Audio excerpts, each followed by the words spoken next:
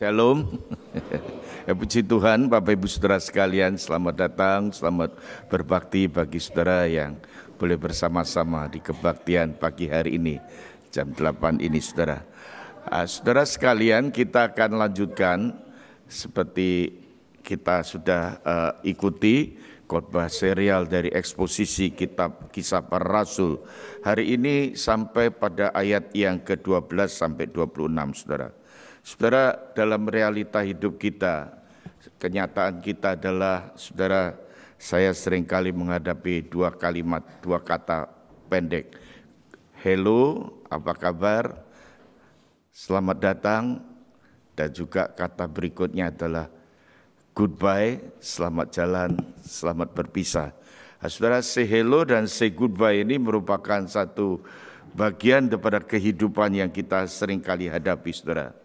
Jemaat di Renwick atau Kingswood ini punya karakteristik, khususnya jemaat yang datang pergi dari Indonesia ke Sydney melalui studi, pekerjaan dan sebagainya. Waktu say hello sangat senang sekali, kami punya satu keluarga, punya satu sahabat, boleh bersama-sama di negeri rantau yang jauh dari tanah air, di sini berkumpul. Satu sukacita, satu kehangatan. Tetapi ada satu kenyataan, kadangkala kita harus menghadapi goodbye, selamat jalan, selamat berpisah. Dan saudara-saudara, ada dua pengertian di sini, saudara-saudara. Selamat datang dan selamat pergi, selamat berpisah, saudara.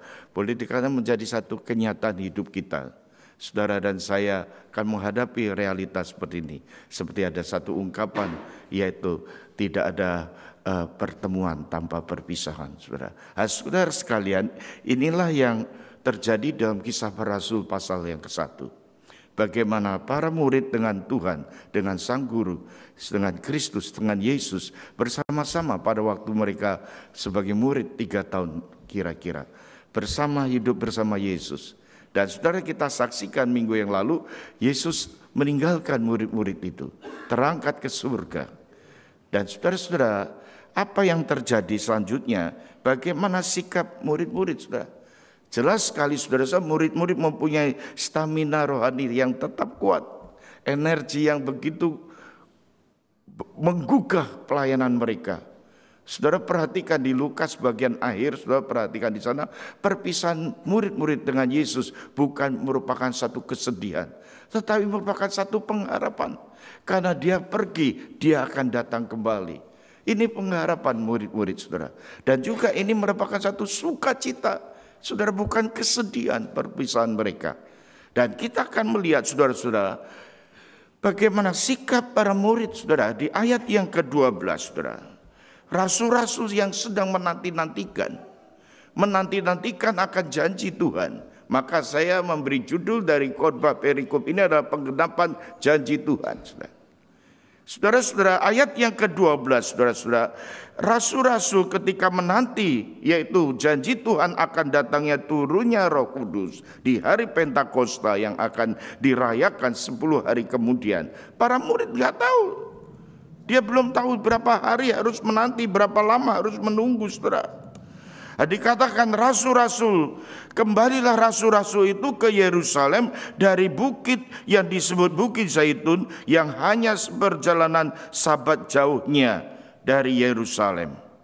Saudara-saudara, boleh dikatakan di sini, saudara, dalam penantian ini murid-murid Yesus hidup di dalam hal yang normal, saudara. Bahkan sebagai murid Yesus yang punya tradisi, mempunyai adat istiadat yang berpegang pada hukum Taurat. Saudara perhatikan di sini, saudara, mereka tetap mentaati hukum Taurat, hukum Sabat. Dikatakan, ya saudara, dari mana kita bisa tahu mereka tetap berpegang pada hukum Sabat? Di waktu kita memperhatikan mereka meninggalkan Bukit Zaitun ke Yerusalem, dikatakan di sana mereka berjalan, enggak berani jauh-jauh.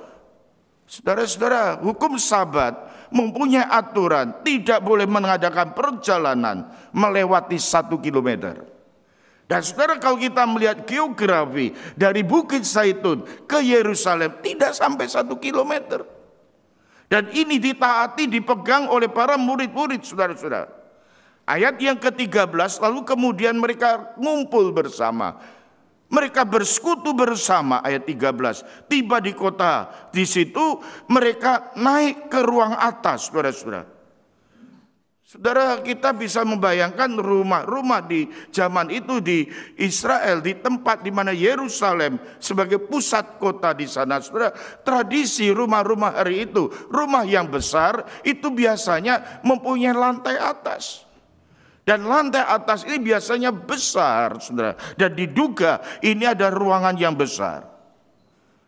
Para murid berkumpul di sana. Saudara-saudara, nama-nama para murid dijelaskan di situ. Mereka diantaranya ada Petrus, Yohanes, Yakobus, Andreas, dan selanjutnya saudara-saudara sampai kepada yaitu Yudas bin Yakobus, bukan Yudas Iskariot. Dan kalau saudara memperhatikan di sini, saudara-saudara, mereka berkumpul. Mereka notabene ada orang-orang yang biasa, termasuk wanita, perempuan. Saudara, saya nggak melihat di sini ada pembesar, tidak dilihat ini ada selebriti, ada dilihat ini orang yang top sekali followernya di Instagram, beribu-ribu bahkan beratus-ratus ribu. Enggak, orang biasa. Persekutuan pertama yang dimulai di Kisah Para Rasul, orang-orang biasa berkumpul di sana. Orang-orang yang biasa ini, saudara-saudara, yang berkumpul di sana, dikatakan saudara, mereka bersatu. Saudara, ini boleh dikatakan oleh para penafsir ibadah pertama yang dimulai. Saya nggak tahu ibadah pertama itu waktu dimulai 7 orang di Renwick 1978-79. Ibadah pertama, membayangkan ibadah pertama 7 orang. Ini diperkirakan ditulis di ayat berikut 120 orang mereka berkumpul beribadah pertama kali. Adanya suatu persekutuan, pertemuan di ruang atas yang biasa menjadi tempat pertemuan rumah-rumah yang ada pada zaman itu, saudara. Di situ dikatakan mereka Tuhan berkati. Tuhan memberkati, mereka berkumpul sehati, berdoa bersama, saudara-saudara. Boleh dikatakan saudara-saudara, mereka memulai di ayat yang ke-14 dikatakan di sana, mereka bertekun dengan sehati dalam doa. Mereka sedang menanti-nantikan, saudara. Saudara memperhatikan, tetapi mereka bertekun dan bersatu dalam doa. Saudara, saya kira ini doktrin yang sangat-sangat relevan bagi kehidupan jemaat. Kalau jemaat ingin diberkati oleh Tuhan, jemaat ingin hidup bersama-sama bersatu, itu dikehendaki bertekun di dalam doa. Permasalahan, konflik apapun juga, segala sesuatu pergumulan yang kita hadapi, saudara, dibawa dalam satu perkumpulan, persekutuan bersama, bersatu di dalam doa. Mereka menanti-nanti, saudara-saudara, menanti-nantikan, belum tahu kapan datangnya. Ternyata 10 hari kemudian waktunya menunggu. Itu sebetulnya tidak mudah. Tetapi mereka di dalam bagian ini sudah mereka bersatu, bertekun, bahkan berdoa bersama. Saudara, ternyata pergumulan para murid tidak selesai di situ. Ayat yang ke-15. Saudara perhatikan ayat yang ke-15 ini, saudara. Saudara, ini konteksnya. Konteksnya pasal 1 ayat 12 sampai 26 kita berbicara tentang yaitu pada waktu itu ayat 15 menjelaskan ketika Yesus naik ke surga, terangkat ke surga, murid-murid menunggu saatnya turunnya Roh Kudus. Pada hari itu Petrus ada di tengah-tengah saudara-saudara, di tengah-tengah rekan-rekannya, berkumpul kira-kira 120 orang dengan berbagai macam latar belakang, berbagai macam karakter yang ada. Di situ Petrus berkata, saudara, ini konteksnya adalah ketika Petrus berpidato, berkhotbah, berbicara di saat-saat menanti-nantikan apa yang dihadapi pergumulan mereka. Hai saudara-saudara, haruslah genap kitab suci yang disampaikan Roh Kudus dengan perantaraan Daud tentang Yudas, pemimpin orang-orang yang menangkap Yesus itu.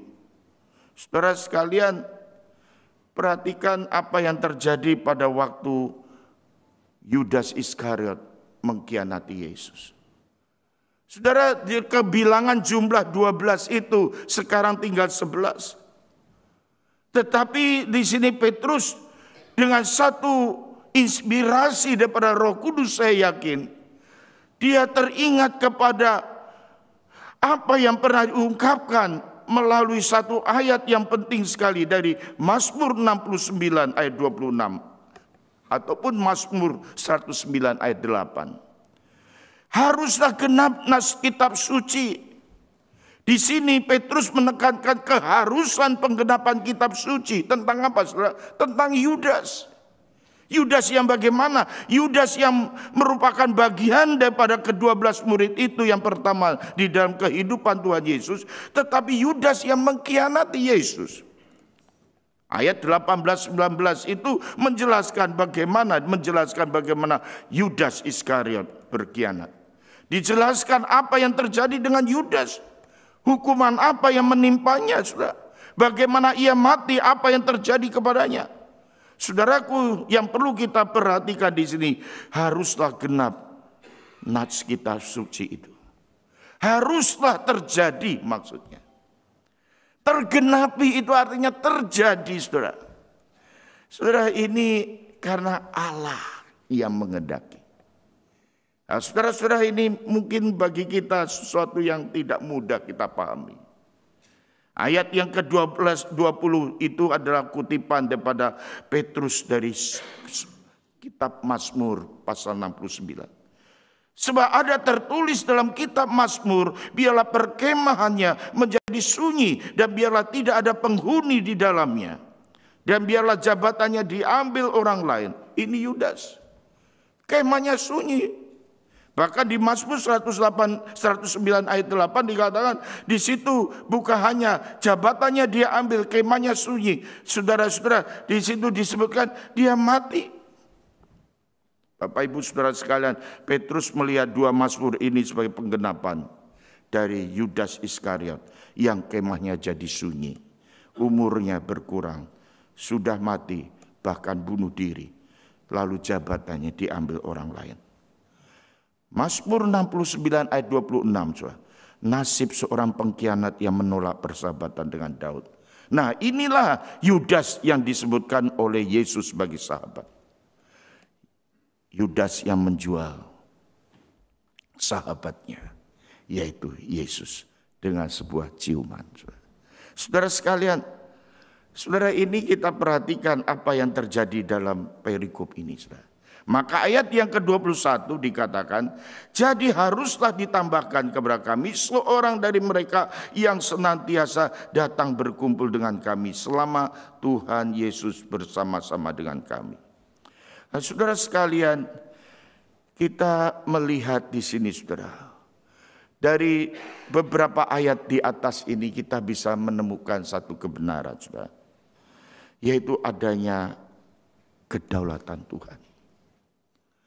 Adanya penekanan daripada kedaulatan Allah yang menekankan di dalam kehidupan orang percaya. Memang Allah itu in control dalam segala sesuatu. Memangnya Tuhan itu yang memegang kendali sesuatu yang terjadi dalam dunia ini. Kita perlu berserah dan percaya kepadanya. Saudara sekalian, memahami Allah yang berdaulat ini, sikap kita adalah berserah dan percaya kepada Allah yang berdaulat itu. Bukan hanya berserah percaya kepada Allah yang berdaulat, kita perlu juga bersandar penuh kepadanya. Saya yakin apa yang dilakukan oleh Yudas itu bukan di luar kedaulatan Tuhan. Apa yang terjadi pada Yudas itu pun merupakan penggenapan daripada nats kitab suci. Saudara, mereka menyadari, Petrus dan para murid menyadari harus tergenapi karena berdasarkan Allah yang berdaulat itu. Sehingga mereka perlu berserah dan percaya sepenuhnya kepada Tuhan, saudara.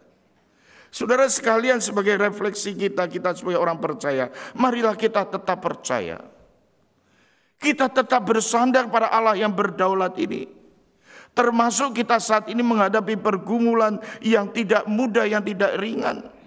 Sehingga ada di antara kita yang pernah dan kita seringkali menghadapi syok, mengalami kekecewaan, sakit hati, membuat kita putus asa, bahkan marah.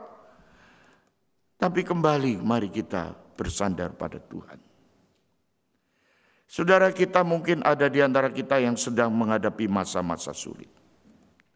Mungkin ada di antara kita yang sakit. Mungkin ada saat kita mengalami krisis keluarga, mengalami krisis ekonomi, mengalami krisis dalam studi kita, mengalami kedukaan, mengalami kesengsaraan. Tapi mari kita perlu percaya kepada Allah yang berdaulat itu. Karena Dia in control di dalam segala sesuatu. Saudara sekalian, kita perlu mempercayakan hidup ini dalam Allah, di dalam Tuhan. Yang memegang kendali itu, saudara. Saudara, apapun yang terjadi dalam kehidupan kita, mari kita tetap percaya pada Tuhan. Meskipun apapun yang terjadi, saudara. Life goes on. Kita harus terus berjalan dan bersandar percaya pada Tuhan. Saudara-saudara, kedaulatan Tuhan tidak meniadakan tanggung jawab manusia. Tidak meniadakan tanggung jawab kita, saudara. Maka kita perhatikan di sini mereka mencari pengganti daripada Yudas.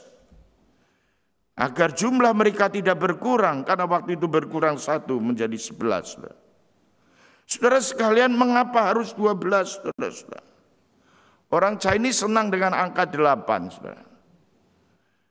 Apakah artinya 12 di sini, saudara? Banyak penafsir mengatakan, tetapi saya boleh menyimpulkan, saudara, angka 12 ini sebagai simbol, saudara. Sebagai satu gambaran simbol di perjanjian lama pada waktu Musa membawa Israel keluar dari Mesir.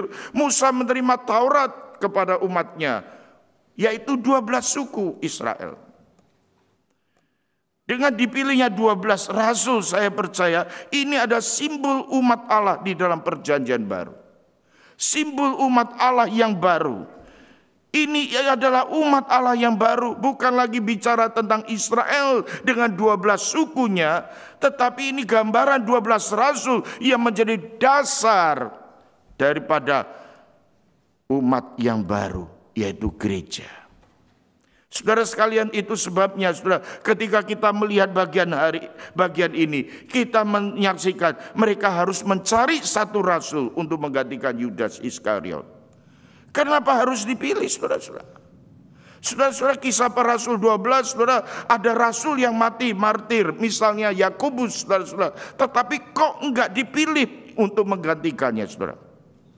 Saudara, saya katakan ini adalah pasal 1. Pasal 1 artinya baru dimulai, namanya simbol yang lambang yang baru itu, yaitu baru mulainya gereja. Ketika Pentakosta, turunnya Roh Kudus, mereka akan memulai misi gereja. Pada waktu awal itulah 12 sebagai lambang yang begitu penting, saudara-saudara. 12 ini adalah gambaran tentang gambaran umat Tuhan, umat Allah, saudara. Kisah Para Rasul menekankan bagian ini. Angka 12 harus terpenuhi, saudara. Dan bagaimana cara mencari penggantinya, saudara? Syaratnya dituliskan di bagian ini.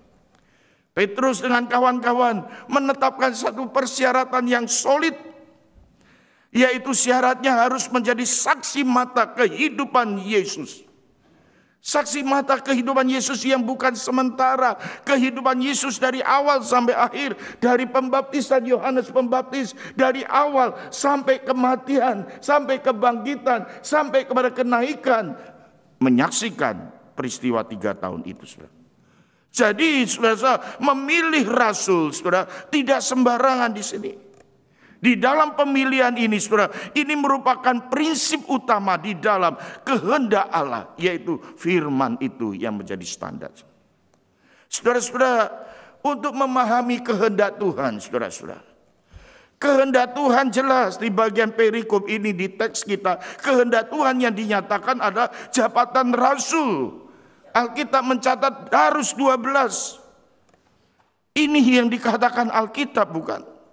Dan jabatan Yudas harus digantikan. Ini yang dikatakan Alkitab. Kehendak Tuhan itu harus didasarkan Alkitab atau firman Tuhan itu, saudara. Nah, saudara, maka ketika Petrus menyampaikan semuanya ini, persyaratan yang ada, kriterianya yang ada, saudara. Sebab itu mereka sehati, saudara. Kesehatian ini sebagai tanda mereka sepakat dengan dasar biblika itu, dasar pada firman Tuhan, dasar daripada Alkitab. Karena firman itu sebagai standar. Alkitab menyatakan kehendak Allah melalui kehidupan daripada para murid. Alkitab adalah berisi tentang kehendak Tuhan. Alkitab memberitahukan kita tentang kehendaknya, saudara-saudara. Oh, saudara-saudara, Allah itu luar biasa. Allah yang memberikan pengharapan. Allah yang sebagai juru selamat, yang mengutus anaknya yang tunggal, Yesus Kristus yang mati dan bangkit, naik ke surga. Ini Alkitab. Ini firman Tuhan yang mengatakan. Saudara-saudara, ini bukan tradisi, ini adalah firman yang diinspirasikan oleh Roh Kudus secara langsung kepada para rasul, kepada para nabinya. Saudara-saudara, hari ini ada satu istilah yang sedang dihadapi gereja, dihadapi saudara dan saya, yaitu orang Kristen yang berpegang pada Kristen progresif. Kristen progresif, atau juga ada istilah lagi yang berlawanan dengan ini, yaitu Kristen kultural, tradisi. Dua istilah penting ini, saudara-saudara, saya tidak memperdebatkan, tetapi yang terpenting apakah berpatokan, berpegang pada Alkitab firman Tuhan menjadi standar utama, standar yang mutlak, saudara.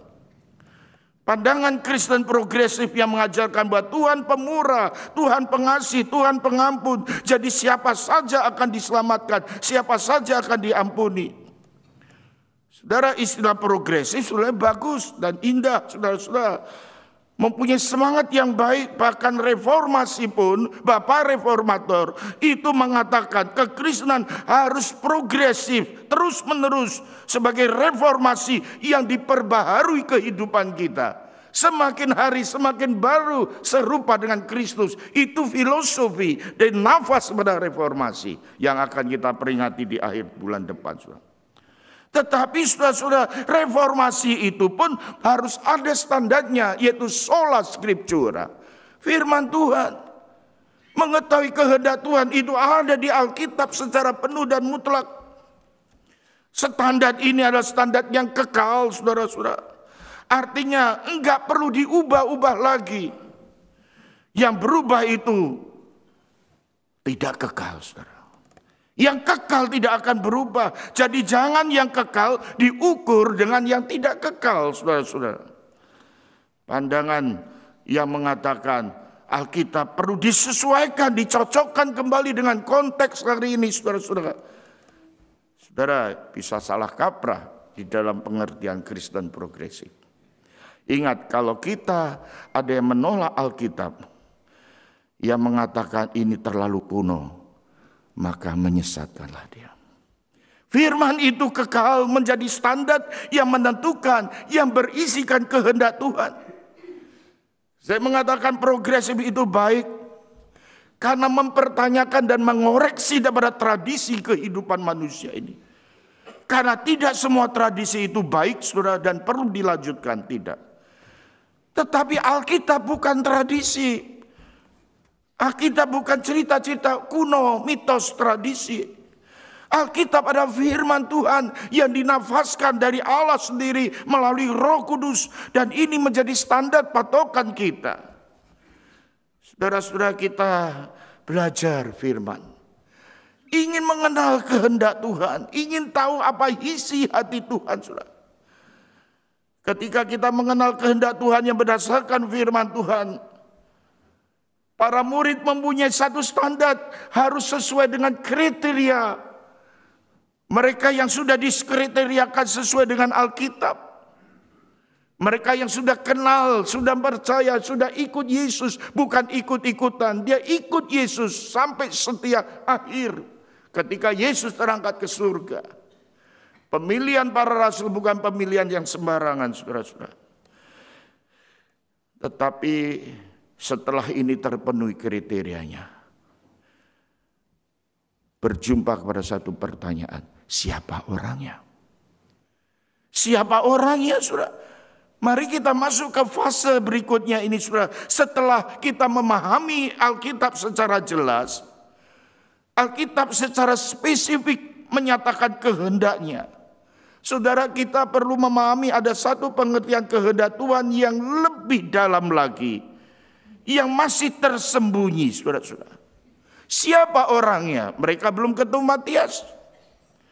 Kehendak Tuhan yang tersembunyi atau yang saya sebut hidden will of God. Ini ada ditentukan oleh faktor kedaulatan Tuhan. Oleh faktor waktu Tuhan. Oleh faktor cara Tuhan. Jadi untuk mengetahui kedaulatan Tuhan, untuk mengenal kedaulatan Tuhan, untuk menerima kedaulatan Tuhan, saudara, Alkitab standar utama, tetapi kita juga harus menyadari ada aspek yaitu kedaulatan Tuhan. Saya yakin saudara dan saya sampai hari ini ada di tengah-tengah zaman hari ini, hidup di tengah-tengah kota ataupun negara yang jauh dari Indonesia. Saya yakin itu ada faktor kedaulatan Tuhan. Ada faktor daripada waktu Tuhan. Ada faktor yang disebut dengan cara Tuhan. Ternyata saudara-saudara, mereka mendapatkan dari memenuhi syarat tadi itu ada dua nama yang didapatkan. Yang pertama adalah Yusuf dan yang kedua adalah Matias. Yusuf yang disebut Barsabas, yang bernama Justus, dan yang kedua adalah Matias. Siapa Matias, saudara-saudara? Matias pemberian Allah arti namanya, saudara-saudara. Hanya muncul di Kisah Para Rasul pasal 1 ini, saudara-saudara. Saudara-saudara, tetapi menurut Petrus di sini Matias adalah orang yang setia mengikut Yesus. Orang yang bersama dengan Yesus pada waktu Yesus dibaptis, pada waktu Yesus bersama Yohanes Pembaptis hingga Yesus terangkat ke surga. Matias ada bersama Yesus. Dia pengikut yang setia. Walaupun sederhana. Pelayanannya enggak kelihatan, saudara-saudara. Ini istilah behind skin. Ada di belakang, enggak kelihatan. Tetapi saudara-saudara, namanya yang tidak kelihatan ini ditentukan, ditetapkan sebagai pengganti Yudas Iskariot di Kisah Para Rasul pasal 1 ini. Matias didapatkan dalam kisah kesaksian tradisi yang menyebutkan ia mati sampai akhir sebagai martir di Ethiopia. Meninggal sekitar tahun 80-an Masehi. Saudara-saudara, mereka berjumpa dengan Matias. Perjumpaan mereka, pemilihan mereka, saudara-saudara, itu adalah pemilihan yang didasarkan doa, saudara. Ayat yang ke-24 dikatakan dalam doa daripada Kisah Para Rasul 1 ayat 24 dikatakan di sana, mereka semua berdoa dan berkata, ya Tuhan, Engkaulah yang mengenal hati semua orang. Tunjukkanlah kiranya siapa yang Engkau pilih dari kedua orang ini untuk menerima jabatan pelayanan, yaitu kerasulan. Dikatakan di sana, yang ditinggalkan Yudas yang telah jatuh ke tempat yang wajar baginya. Mereka berdoa, mereka percaya kepada kehendak Tuhan, mereka percaya kepada kedaulatan Tuhan, sehingga mereka berani mengambil keputusan. Bagaimana caranya? Mereka membuang undi. Zaman itu membuang undi adalah cara Tuhan dan masih diperbolehkan, saudaraku. Membuang undi ini cara Tuhan. Mengapa, saudara-saudara? Amsal 16 ayat 33, salah satu contoh yang ada di Perjanjian Lama. Dikatakan undi dibuang di pangkuan, tetapi setiap keputusan berasal dari Tuhan. Jadi boleh, saudara-saudara. Tapi ingat, ini sebelum Roh Kudus diturunkan. Ini sebelum Roh Kudus dicurahkan, ini sebelum peristiwa Pentakosta, masih boleh buang undi. Karena undi adalah cara yang ditetapkan, yang sudah ada. pada zaman perjanjian lama. Orang Israel mencari kehendak Tuhan dengan buang undi, saudara. Buang koin. Undi dibuang di pangkuan, tetapi keputusan berasal dari Tuhan. Ini tindakan terakhir cara mencari kehendak Tuhan. Buang undi karena Roh Kudus belum diberikan. Tetapi saudara dan saya sekarang Roh Kudus sudah dicurahkan. Tidak berlaku buang undi, saudara. Jangan sampai ada pemuda-pemudi yang milih jodoh pakai buang undi. A atau B ya. Tidak. Mau ke kota A, ke kota B buang undi. Tidak, saudara. Sekarang ada Roh Kudus yang memimpin kita. Amin. Roh Kudus yang memenuhi kita untuk mencari kehendak Tuhan dengan pimpinan Roh Kudus. Untuk membukakan pintu agar terbuka. Kita diberikan hikmat, saudara. Oh, saudara-saudara yang dikasih Tuhan, saya bersama teman-teman di sini bergumul mencari kehendak Tuhan. Dari awal sampai terakhir perjalanan mencari tempat ibadah, menjadi gedung ibadah Kingsword ini. IPC Renwick, Indonesian Presbyterian Renwick. Ada yang berkata, Pak, kenapa namanya Renwick, kan kita Kingsword? Ini nama gereja. Indonesian Presbyterian Church Renwick. Itu nama gereja, berdiri di kota, di suburb, di jalan Avoca Street dan sebagainya. Ini nama gereja. Sekarang ada di Kingsword. At Kingsword. Tidak ada masalah nama itu, saudara. Tetapi saudara-saudara, ini adalah merupakan ketetapan daripada perjalanan anak-anak Tuhan, saudara-saudara. Dengan demikian kita hidup di dalam prinsip firman Tuhan, saudara. Kita ada di dalam pimpinan Tuhan, saudara-saudara. Kita ditentukan dalam pimpinan Tuhan, saudara. Saudara, setelah mereka buang undi di ayat yang ke-26 dikatakan di sana. Mereka membuang undi kedua orang itu dan yang kena undi adalah Matias. Dengan demikian ia ditambahkan kepada bilangan yang ke-11 rasul tadi. Saudaraku yang dikasih Tuhan, mari kita mencari kehendak Tuhan di dalam firman Tuhan. Berdasarkan firman Tuhan. Mencari kehendak Tuhan berdasarkan kriteria-kriteria yang ada di Alkitab. Mencari kehendak Tuhan itu artinya mempraktekkan firman Tuhan. Kehendak Tuhan itu tercatat di Alkitab. Di dalam segala perkara ada di dalam Alkitab, prinsipnya ada, pola-polanya ada. Dan ini bisa direlevansikan kepada kehidupan masa kini, kehidupan modern kita, saudara-saudara. Ini tidak kuno, ini tidak usang, tidak berlaku lagi. Ini berlaku, hidup kekal kita, saudara-saudara. Saudara-saudara yang menggumuli kehendak Tuhan, kadangkala kita menghadapi tantangan, saudara. Kadangkala saudara menghadapi kesulitan, saudara. Pak Joni, saya sudah melakukan firman Tuhan, tetapi kehidupan saya berat hari ini. Kesulitan saya hadapi berat, saudara. Tantangan tidak ringan. Ingat saudara-saudara, Tuhan berkuasa, Tuhan berdaulat. Jangan putus asa, Tuhan mengasihi kita. Sekalipun ada hambatan kita ada dalam kedaulatan Tuhan dan dalam providensi Allah. Di dalam pemeliharaan Tuhan.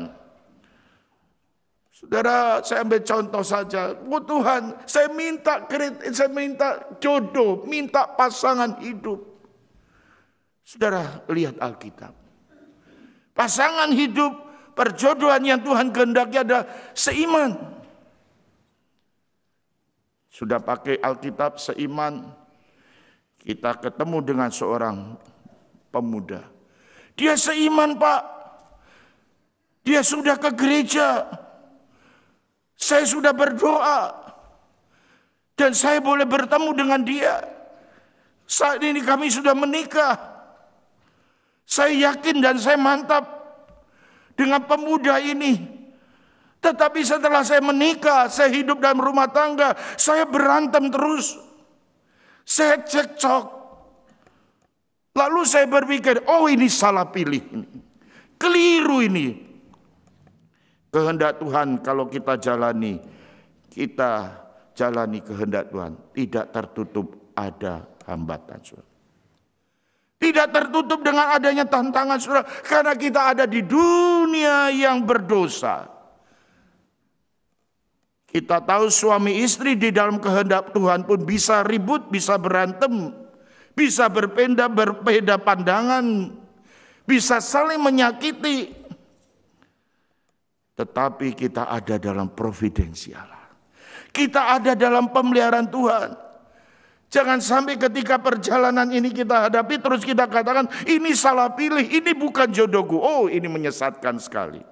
Justru peristiwa, pengalaman, kondisi yang seperti itu harusnya kita hadapi agar Tuhan terus membentuk kita untuk kita boleh lebih dewasa dan dewasa. Semakin dewasa, semakin serupa dengan Kristus. Semakin sabar satu dengan yang lainnya. Semakin mengasihi satu dengan yang lainnya. Saling mengampuni, semakin mengampuni. Saling bertumbuh, semakin bertumbuh dewasa. Semakin tidak egois. Itulah yang Tuhan ingin ajarkan di tengah-tengah keluarga kita, saudara-saudara. Dan saudara dan saya pada hari ini kita merenungkan bagian ini. Kita bersyukur kita punya Roh Kudus. Kita nggak perlu buang undi lagi, lempar koin, tidak. Roh Kudus akan pimpin kita dengan dinamis. Dengan pimpinan Roh Kudus ini kita akan berjumpa dengan kebanyakan daripada posibilitas, daripada kehendak Allah yang menyenangkan Tuhan, yang memuliakan Tuhan. Saudara sekalian, hari ini kita akan kembali dengan kehidupan saudara sekalian. Tapi ingatlah saudara, mari kita ingat pada firman Tuhan ini.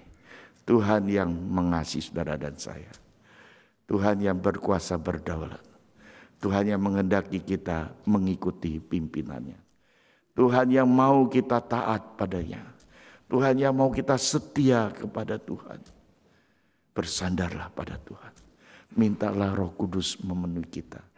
Sehingga kita boleh mencari dan menemukan kehendak Tuhan yang memuliakan Tuhan. Amin. Sebentar kita akan menerima perjamuan kudus. Mari kita siapkan hati kita.